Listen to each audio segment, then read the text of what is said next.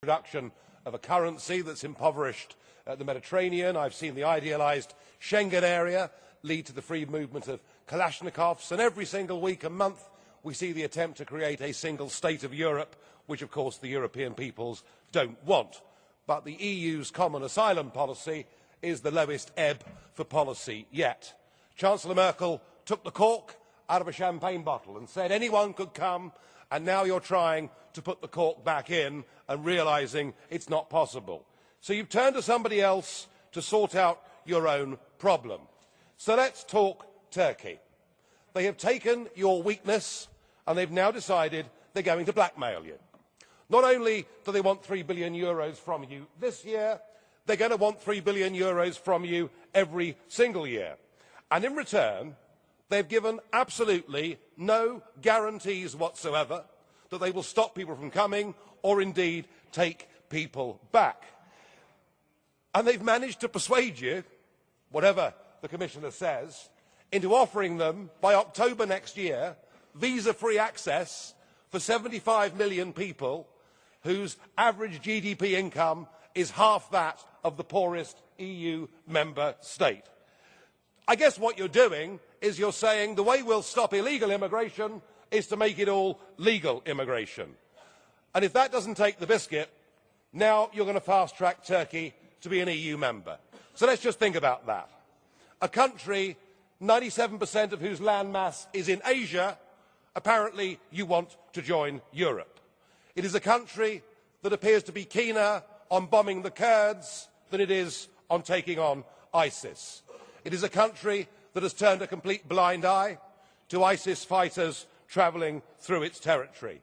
It is a country, according to the Pew Institute, whose poll last week showed that 8% of those 75 million actively encourage and support the aims of ISIS. It is a country directly and closely linked with buying ISIS oil, and we will finish up bordering Syria, Iraq and Iran. It is mad. It is the most dangerous decision the European Union has yet taken. I'm sure the British Prime Minister will be delighted. He's campaigned for this since 2005. To me, without any of the other debate, if there was one single reason why Britain should, in this referendum, vote to leave the European Union, it is the folly of political integration with Turkey. It is not only stupid, it is damned dangerous.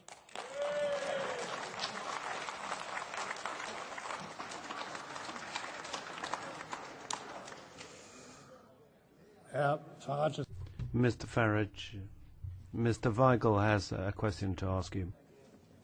Mr. Farage, you were very determined when describing all the bad things you see in our relationship with Turkey. Could you name another country which, in this point of time, could make a more efficient contribution towards what we are trying to combat today? We're trying to get a grip of the refugee crisis. And the second question, were you just as determined when speaking at home where your country participated in destroying the countries which the refugees are now fleeing? Believe you me, I was no supporter of Tony Blair's endless series of wars, and if I was in a different parliament and not this one, I would vote against the bombing campaign that Mr Cameron wishes to join the Americans and French in, because it has been poorly, badly thought through with no long-term strategy whatsoever. Look, if you want to deal with a problem that you've caused yourself in life, rather than relying on somebody else to do it for you, perhaps it's better to recognise and realise you've made a mistake.